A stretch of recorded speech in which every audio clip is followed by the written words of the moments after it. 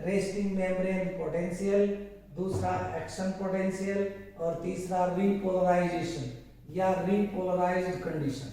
ये सेम ऐसा ही है डायग्राम। ये इसमें जो रीपोलराइजेशन में मान जो है मेम्ब्रेन पोटेंशियल का वो पुनः 70 -70 मिलीवोल्ट हो जाता है, अर्थात इतने भाग से यहाँ तक जो Ni है वो गुजर चुका होता है।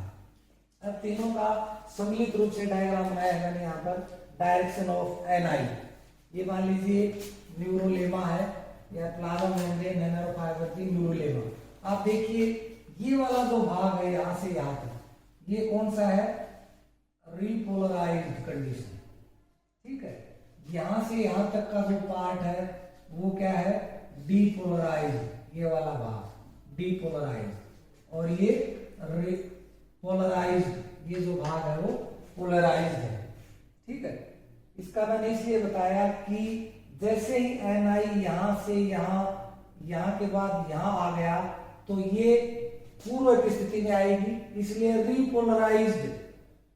ठीक है, Ni यहाँ से यहाँ गुजर रहा है अभी प्रेजेंट में, तो ये क्या है? Depolarised condition. एक्शन पोटेंशियल, ये रेस्टिंग मेम्ब्रेन पोटेंशियल है, ये एक्शन पोटेंशियल है, और ये है रीपोलराइज्ड कंडीशन, अर्थात पूर्व की स्थिति प्राप्त कर ली है इसे। तो यहाँ पर आप देखिए रीपोलराइज्ड और पोलराइज्ड जो कंडीशन है वो सेम है। बाहर पॉजिटिव चार्ज आयन है, अंदर नेगेटिव चार्ज आयन है। क्यों? क्योंकि सोडियम पोटेशियम पंप खुला है। और एक्शन पोटेंशियल कंडीशन में आप देखिए डीपोलराइजेशन कंडीशन के अंदर पॉजिटिव चार्ज आयन है और बाहर नेगेटिव चार्ज आयन है। क्यों?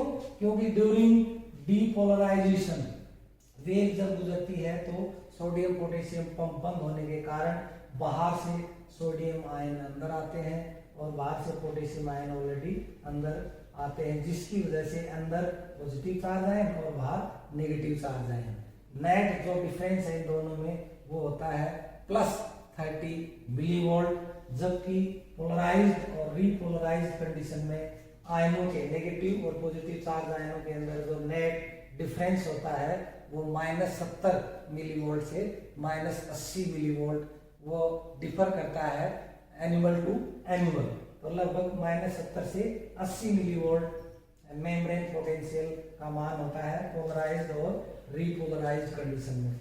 जैसे ही ये एक्शन पोटेंशियल की वेव यहाँ पर आएगी तो ये जो कंडीशन है वो यहाँ स्थापित हो जाएगी और ये कंडीशन यहाँ स्थापित हो जाएगी, अर्थात यहाँ की जो भाग है जो प्लाज्मा मेम्ब्रेन का न्यूरोलेमा का वो पुनः रीपोलराइज्ड हो जाएगा। ठीक है, इस तरह से ट्रांसमिशन ऑफ Ni।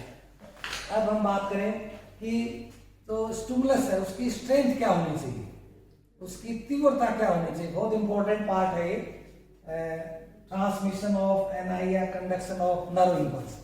कोई भी स्टिमुलस हमारे शरीर में पाए जाने वाले नर्व फाइबर्स या न्यूरॉन्स, उनके अंदर स्टिमुलस की जो एक इंटेंसिटी है, तीव्रता है, उसका एक ऑप्टिमम अमाउंट होता है या ऑप्टिमम वेलोसिटी होती है, जिसे कहते हैं थ्रेशोल्ड स्टिमुलाई, जिसे कहते हैं थ्रेशोल्ड स्टिमुलाई,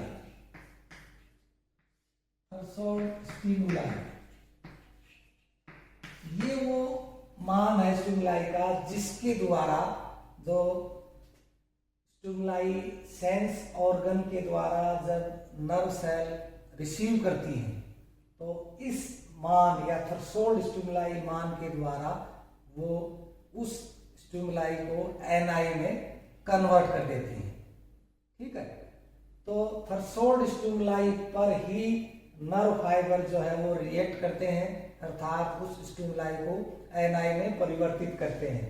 अगर मैं ये कहूँगी थ्रेशोल्ड स्टिमुलाई से कम, बहुत कम स्टिमुलेशन, थ्रेशोल्ड स्टिमुलाई से कम मान का स्टिमुलाई अगर पहुंचता है नर्व फाइबर्स तो वो रिएक्ट नहीं करेगी। अगर थ्रेशोल्ड स्टिमुलाई से अधिक तीव्रता का और अधिक तीव्रता का अगर स्टिमुलाई रिसीव होता है नर्व सेल को, तो भी वो ये नहीं कि बहुत तेजी से Ni गुजरेगा या तेजी से Ni का निर्माण होगा, ऐसा नहीं होता। अर्थात जो स्ट्रेंथ है स्टिमुलाई की वो ऑल और नन लो पे काम करता है।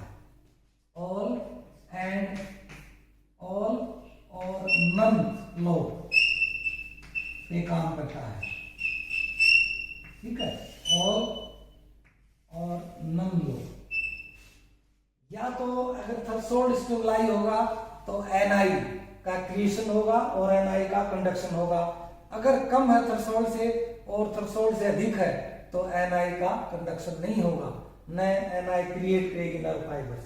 यहाँ पर ये स्टिमुलस स्ट्रेंथ रेस्पॉन्स कर्व मैंने बनाया है। ये जो बनाई है मैंने लाइन, ये है membrane potential in millivolt, -140 millivolt, 120, 100, 80, 60, 40, 20 और 0 और +20 और +40। तो मेम्ब्रेन पोटेंशियल इन मिलीवोल्ट, ठीक है।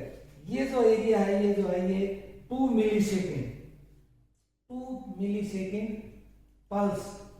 अब आप देखिए कि जो इसकी स्पीड है एनआई की वो 2 मिलीसेकेंड पर मीटर, बहुत हाई स्पीड होती है।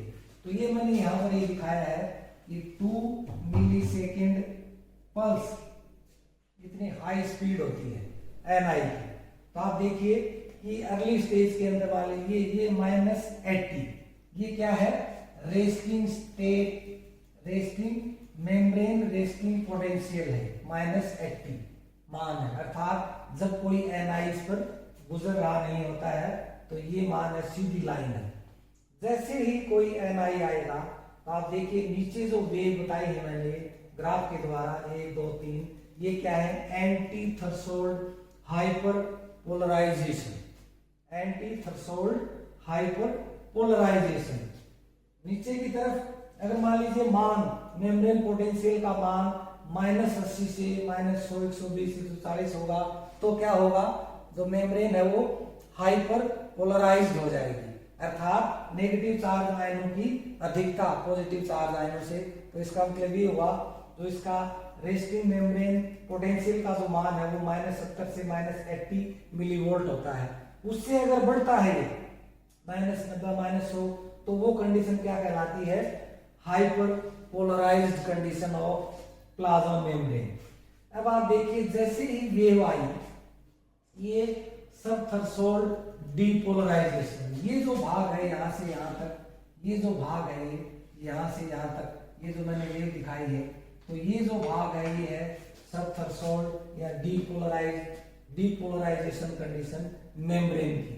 अर्थात ये थ्रेशोल्ड स्टिमुलाई मिलने के बाद जो डीपोलराइजेशन की वेव आती है, जिसके अंतर्गत सोडियम पोटेशियम पंप बंद होता है, तो इस तरह से वो रिएक्ट करती है। तो ये डीपोलराइजेशन की वेव है, ठीक है। अब ऊपर देखिए ये क्या है, super threshold reversal. Super threshold मतलब जब एनआई जो है अपने पीक पर होता है, अर्थात वो वहां से गुजर रहा होता है अपने पीक पर, तो ये स्पाइक है, स्पाइक मतलब पीक ऊंचाई पर है, दोनों कंडीशन जो है ये स्पाइक। अर्थात इसका मान आप देखिए लगभग यहाँ पर +30 या +40 मिलीवोल्ट हो जाता है। इसका मतलब ये है, ये कंडीशन क्या है, सुपर थ्रेशोल्ड रिवर्सल कंडीशन, ठीक है। इसका अर्थ ये है कि यहां से अब इस पर्टिकुलर पार्ट मेम्ब्रेन के इस पर्टिकुलर पार्ट से जो एनआई है वो अपनी खुद की स्पीड जो है, अपनी स्पीड या गति से गुजर रहा है। अर्थात जो मेम्ब्रेन पोटेंशियल का जो मान है ये तो यहाँ शुरुआत है और ये इसका समापन है, ठीक है। शुरुआत के अंदर -80 या 70 से वो -60 हुआ, फिर 40 हुआ, -40, फिर जैसे जैसे ऊपर जाएगा -20, फिर 0, फिर +20 और +30 या +40 मिलीवोल्ट। तो ये क्या है, सुपर थ्रेशोल्ड रिवर्सल कंडीशन। यहां पर पहुंच गया ये वाले, यहां से एनआई जैसे ही आया तो डीपोलराइजेशन की वेव शुरू हुई, शुरू होते होते और डीपोलराइजेशन वेव जैसे जैसे आगे बढ़ेगी तो ये ग्राफ के रूप मैंने बताया, ये पीक, यहाँ पर पीक आ जाएगा। तो इसका जो मान होगा लगभग -40 मिलीवोल्ट यहाँ पर। उसके बाद क्या होगा, रिवर्सल, वापिस नीचे आएगा ये ग्राफ। क्यों आएगा, क्योंकि यहां से जो ni है वो गुजर चुका है, तो ये वापिस फिर इसका मान +40 से, अर्थात जो मेम्ब्रेन है वो प्लाज्मा मेम्ब्रेन या न्यूरोलेमा पूर्व की स्थिति में आना शुरू हो जाएगी। तो इसका जो मान है फिर पुनः प्लस से बढ़ता बढ़ता और -80 हो जाएगा। इसी तरह ये दूसरा है, एक दूसरा ni आया, दूसरा नर्व इंपल्स, तो इसका ये पीक जैसे आएगा ni तो डीपोलराइजिंग वेव शुरू होगी, तो -80 से जो मान है मेम्ब्रेन पोटेंशियल का वो बढ़ता हुआ 40 से फिर 20, फिर 0, फिर +20, +30, +40 मान यहाँ तक, और फिर पुनः ये वापस नीचे की ओर आना शुरू होगा, अर्थात मान पुनः गिरना शुरू होगा और अंततः आकर जो मान है वो -70 या -80 हो जाएगा। तो ये स्पाइक है, तो यहाँ पर डीपोलराइजेशन की वेव कंप्लीट हो चुकी है, वो गुजर चुकी है। उसके बाद पुनः जो मेम्ब्रेन पोटेंशियल है उसका मान गिरना शुरू होता है, और कब तक गिरता है, जब तक कि वहां से ni, मेम्ब्रेन के उस स्थान से ni पूरा नहीं गुजर जाए और उसका मान पुनः जो प्लाज्मा मेम्ब्रेन है, न्यूरोलेमा है, वो रीपोलराइज्ड हो जाती है, तो उस समय इसका मान होगा -80 मिलीवोल्ट। इस तरह से ये जो ni है इसके लिए उद्दीपन की जो इंटेंसिटी है, तीव्रता है, वो एक ऑप्टिमम वैल्यू होती है उसकी, जिसे थ्रेशोल्ड स्टिमुलाई कहते हैं। अगर उस थ्रेशोल्ड स्टिमुलाई के मान से अगर स्टिमुलस कम होगा तो ni जो है वो नहीं क्रिएट होगा, नहीं जो नर्व फाइबर्स है या नर्व सेल है वो रिएक्ट करेगी। अगर थ्रेशोल्ड स्टिमुलाई से अधिक स्टिमुलाई है तीव्र गति का, तो वो भी रिएक्ट नहीं करेगी और न ही वो उस स्टिमुलाई को ni में कन्वर्ट करेगी। थैंक्स।